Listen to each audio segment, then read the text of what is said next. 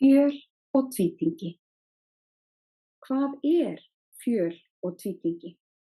Það er þegar einstaklingur notar 2 eða fleiri tungumál í sínu hversdagslega lífi. Ef við skoðum myndina þá sjáum við að foreldri 1 er íslenskt en foreldri 2 er indónesískt. Þau tala sín á milli ensku. Foreldri 1 talar íslensku við barnið en foreldri 2 talar indónesísku við barnið. Og í leikskóla barnsins er svo töluð íslenska. Barnið elst því upp við 3 tungumál og því er hægt að tala fjöltengi þar sem tungumálin eru fleiri en 2. En skilin á milli tungumála í lífi barna eru alls ekki alltaf mjög skýr, líkt og í þessu dæmi. En barnið hér býr við 2 málumhverfi, sem er annars vegar heimilið og hins vegar skólinn. Hér mætti einnig tala svokallað virkt tvítengi en það felur í sér notkun á 2 eða fleiri tungumálum í hversdagslegu lífi og færni í þeim tungumálum er þróuð samhliða. Í þessu erindi verður þó aðeins notast við hugtakið tvítengi, hvort sem tungumálin í umhverfi barnsins séu 2 eða fleiri. Hvernig tileinka börn sér tungumál? Já, stórt er spurt. Það eru margar kenningar til það hvernig börn tileinka sér tungumál. Þetta er meðfæddur hæfileiki, en sá hæfileiki er ekki það eina sem til þarf. Börn þurfa að eiga í samskiptum og fá málörvun til þess að læra málið. Því skipta foreldrar og uppalendur sem og starfsfólk leikskóla miklu máli. Tvíteng börn læra mál eftir sömu leiðum og eintengd börn, en máltaka þeirra er þó flóknari en máltaka í eintengdra, að því leyti að þau þurfa að átta sig á hljóðkerfi og málfræði 2 eða fleiri tungumála og viða að sér orðaforða í þeim öllum, og það tekur augljóslega lengri tíma. Það hversu mikið tungumál fyrir sig er notað í umhverfi barnsins og hve auðugt málumhverfið er, ræður úrslitum það hve góðum tökum barnið nær á tungumálinu. Geta eða kunnátta í hverju máli fyrir sig ræðst gjarnan af því hlutfalli þess tíma sem viðkomandi eyðir í hverju málumhverfi fyrir sig.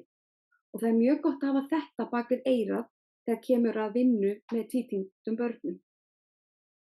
Og rannsóknir sýna að tvíteng börn þurfa að verja 50% vökutíma síns, helmingstímans, í hverju málumhverfi fyrir sig til þess að ná góðum tökum á málinu. Og svo dæmi málumhverfi er einmitt leikskólinn. Gott er að hafa í huga að ef geta tvítengsbarns í íslensku er ekki nógu góð og það er kannski í leikskóla til 1 á daginn, og fer þá heim til sín í annað málumhverfi, þá er gott ráð fyrir ykkur sem í leikskólanum vinna að benda foreldrum góðfúslega á það að hafa barnið lengur í leikskólanum, jafnvel til 3 á daginn, þannig að það sé að verja meiri tíma innan íslenskuna. Og þar með fáðu enn betri þjálfun og æfingu í íslensku máli. Tvíteng barn er ekki summa af 2 eintengdum börnum. Þau þurfa meiri tíma og meiri þjálfun í báðum tungumálum. Og fáu þau ekki næga örvun í báðum tungumálunum, getur það haft alvarlegar afleiðingar. Því léleg kunnátta í báðum tungumálum er sama sem ekkert móðurmál. Það ætti því ekki að koma neinum á óvart að því fleiri tungumál sem barnið er að læra, því flóknara ferli er í gangi í heilanum.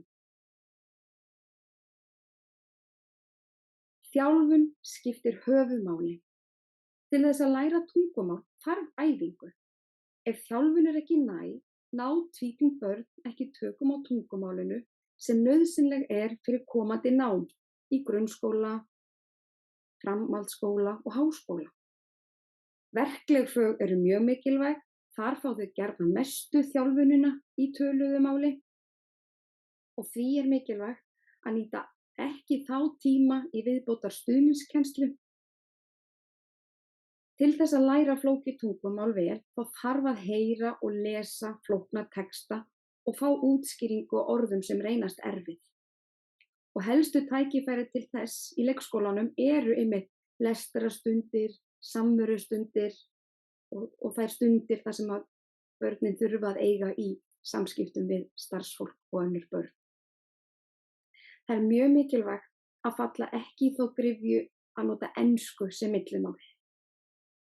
Af því þá erum við að draga úr möguleikum tvítyngdra barna þegar lengra líður á skólagönguna og hægja á ferlinu þegar þau eru að tileinka sér íslenskuna.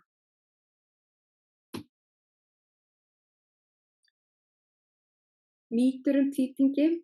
Hver hefur ekki heyrt þessar mýtur sem sjá má hér á þessari glæru? Því fleiri tungumál, því betra. Börn drekka í sig tungumál. Tvítyngji skaðlegt. Tvítyngji veldur málþroskaröskun. Tvítyngji hefur slæm áhrif á greind og velgengni. Líkt og fram hefur komið, læra börn tungumál eftir sömu leiðum hvort sem þau eru tvítyngd eða ekki. Vissulega getur verið vandi til staðar sem hefur áhrif, en sá vandi myndi hafa áhrif hvort sem barni væri tvítyngd eða ekki. Og með vanda þá átt við lesblindu, námserfiðleika, vanda í málþroska, athyglisbrest, svo dæmi séu tekin. Tvítyngd börn geta þó sum hver verið seinni til máls en eintyngd börn, en það þarf ekki að þýða að vandi sé til staðar. Þið munið, þau eru að tileinka sér 2 eða fleiri tungumál í einu og það tekur lengri tíma.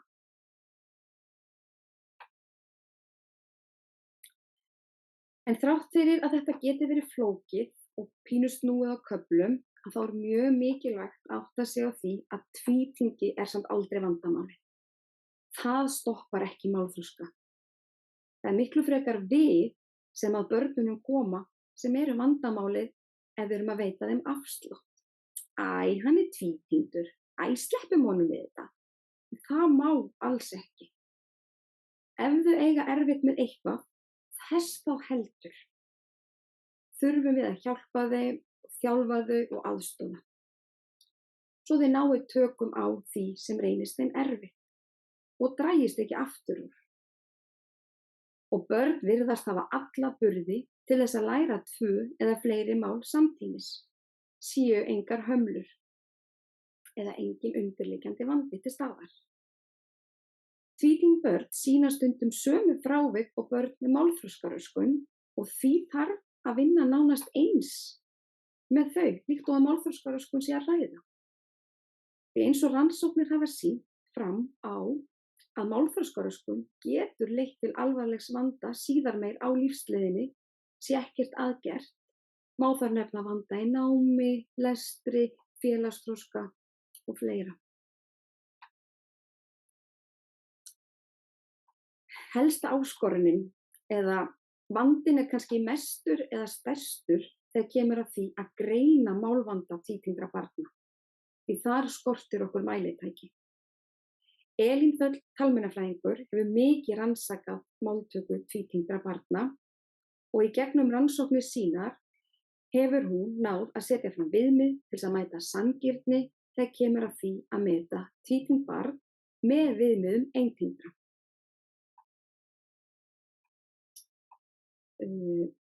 Upplýsingar barnið. Þegar tvítyngd barn að byrja í leikskóla mikilvægt að afla grunnupplýsinga barnið. Hver skóli mótar sína móttökuáætlun þar sem hagnýtar upplýsingar þurfa að koma fram. Og það mjög mikilvægt að nýta sér túlkaþjónustu sé þess þörf. Inn á heimasíðunni Bjargir má finna alls kyns gagnlega gátlista og í bókinni Snemmtæk íhlutun í málaröðum 2 til 3 ára barna einnig. Upplýsingar sem gott er að afla eru meðal annars hvernig færni barnsins í málþroska móðurmálsins, eða því máli sem talað heima, hvernig gengur því að skilja tungumálið, það fara að tjá sig við jafnaldra og hvernig gengur það, notar það mörg orð, þetta áætla sirka hversu mörg það kann á móðurmálinu, myndar það setningar, það farið að nota einhver hljóð á móðurmálinu, hvaða hljóð reynast þeim erfið og þar fram eftir götunum. Tungumálastefna fjölskyldunnar. Það er mjög mikilvægt að þekkja til tungumálastefnu fjölskyldunar því þær geta verið svo mismunandi, líkt og sjá má á þessari glæru. Það getur verið eitt tungumál í samfélaginu, annað tungumál á heimilinu, foreldrar nota sitt hvort tungumálið í samskiptum við barnið, tungumál eru notuð á sérstökum tímum eða við sérstakar aðstæður og svo loks má nefna þessa blönduð aðferð, þar sem að þessum aðferðum er blandað saman. Það þarf að fræða foreldra mikilvægi þess að þau styðji við móðurmál barnsins, svo sem með lestri, spjalli, leik, spilum og fleiru. Og það er mjög mikilvægt að þau noti ætíð móðurmáli sitt í samskiptum við barnið, en ekki bjagaða íslensku.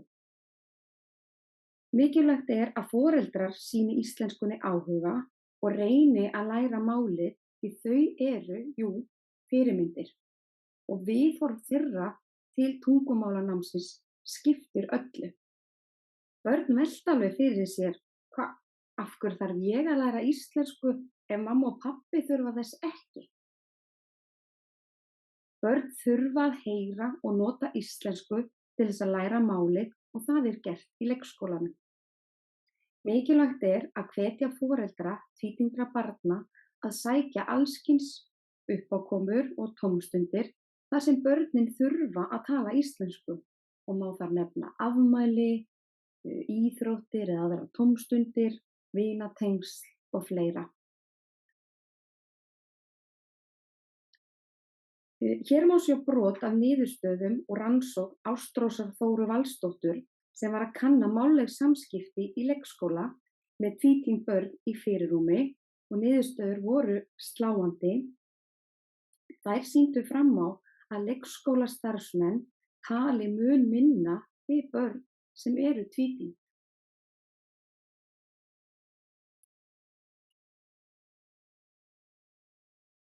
Gefðu 10 er einföld aðferð ætluð til þess að auka samtal og samskipti við tvítyngd börn. Með því að eiga frumkvæði að samskiptum við barnið skapar maður þeim námstækifæri út frá þeim orðaforða sem þarf að leggja áherslu á hverju sinni. Þegar allt starfsfólki á deildinni gefur 10 daglega, annaðhvort 10 sinnum 1 mínútu eða 5 sinnum 2 eða lengur, þá fær barnið sem er að læra íslensku sem annað mál 30 til 40 mínútna jákvæð málarvandi samskipti í leik og frjálsum aðstæðum til viðbótar við annað málarvandastarf. Það er ekkert smá flott. Hér þarf kennarinn að fylgjast með samskiptum með því að hafa skráningablað í vasanum eða teygjur og úlnlið og þannig að það er byrjað með 10 teygjur á hægri úlnlið og þær færðar yfir á vinstri. Hver mínúta skiptir máli en í lok dags eiga allar teygjur að vera vinstra megin. Með því að gefa 10 er verið að örva málþroska, auka samskipti, fjölga námstækifærum barnsins og skapa rými til virkrar þátttöku. Og auk þess upplifir barnið að það tilheyrir barnahópnum og hefur meiri trú á eigin getu. Vel undirbúin málörvun, lestrastundir og vinna með milliorðaforða og flóknari hugtök eru viðfangsefni sem síðan þarf að sinna jöfnum höndum umfram þessa aðferð að gefa 10, en það er til viðbótar. Það er Það er ekki síður mikilvægt að huga að skipulagi, hópastærð, myndrænum stuðningi, bókalestri og orðaforðavinnu. Og auk þess þarf að meta framfari barna í íslensku alla leikskólagönguna.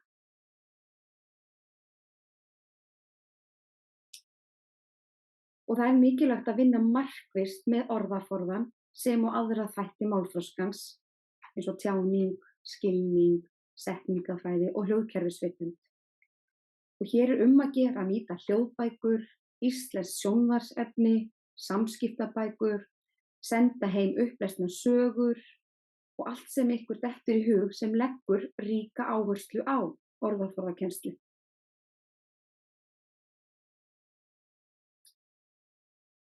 Og gott er að muna eftir þessu, nota myndræna stuðning til þess að kenna orð og styðja við setningamyndun, kennum lykilorð, til dæmis úr daglega lífinu eða úr bókum, gefum góðan tíma fyrir leik, samskipti og spjall, kennum þeim orð sem og setningar sem nýtast í samskiptum eins og má ég vera með, eða viltu leika, má ég prófa og þess háttar. Við hvetjum börnin til að tjá sig og fylgjumst markvisst með samskiptum þeirra við kennara og annarra barna.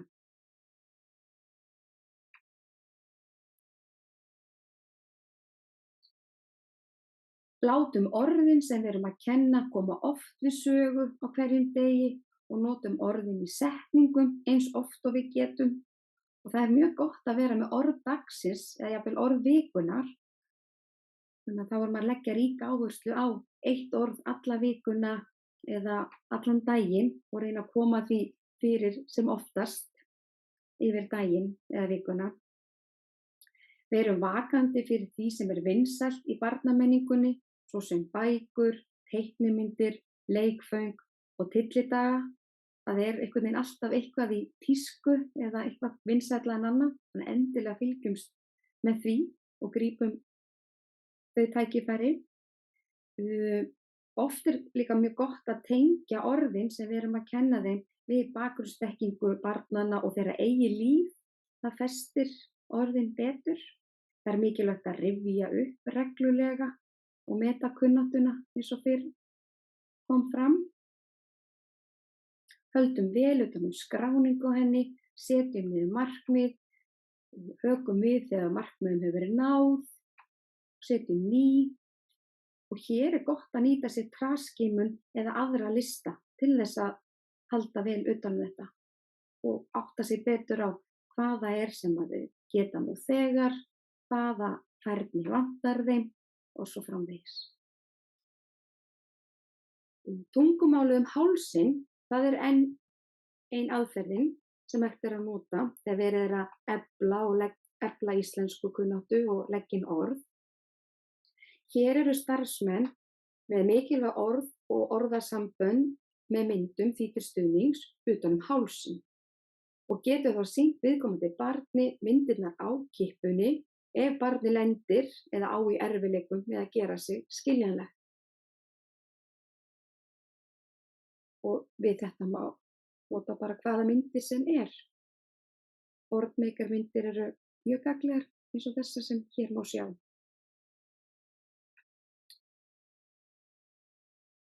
Sögupokar er annað flott verkefni sem unnið er á leikskólanum Árbæ á Selfossi og það er ætlað að efla íslensku hjá tvítyngdum. Lesnar voru 3 sögur og settar á minnislykla. Hver deild fékk 1 poka með minnislykli og 3 bókum og myndum sem komu fyrir í sögunni. Hvert tvítyngt fær að fara heim með pokan í viku í senn, skilar honum og næsta barn á deildinni tekur pokan og þannig koll af kolli.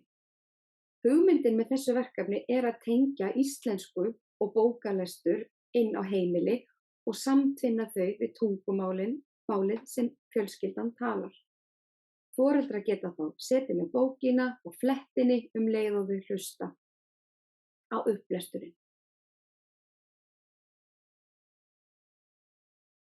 Hér má sjá enn meira af gagnlegu efni sem getur verið gott að kynna sér og nýta í vinnu með tvítyngdum. Alls ekki tæmandi listi, eitthvað sem þið getur bara skoðað betur. Ég ætla ekki að fara nánar yfir hvert og eitt fyrir sig, en endilega kynnið ykkur þetta.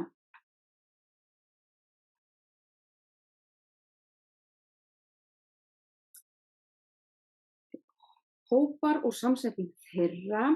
Hvað stærð hópa og samsetningu varðar, að þá er mjög gott að hafa eitt eða mjög fá tvítyngd í hópi með nokkrum sterkum íslenskumælandi börnum. Því að þá eru þau svona fyrirmyndir fyrir þau börn sem eru að læra íslenskuna. Það er ekki gagnlegt að setja mörg tvítyngd börn saman í einn hóp og ætla að vinna með þau saman. Það er ekki gott að hafa hópana stóra, það er betra að hafa þá litla og frekar þá fleiri.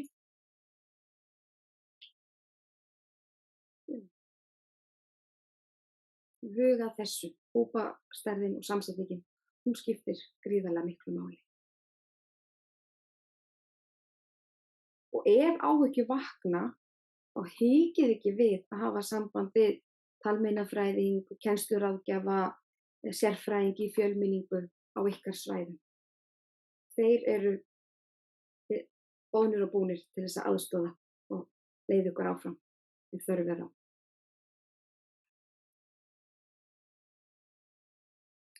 Og það er mikilvægt að vera skrefi á undan. Og til þess að svo sé hægt þá þarf að kortleggja barnið, afla upplýsinga það með viðeigandi hætti, setja sér markmið, því eins og þið vitið, ekkert skipulag skilar engum eða litlum árangri. Gangi ykkur vel.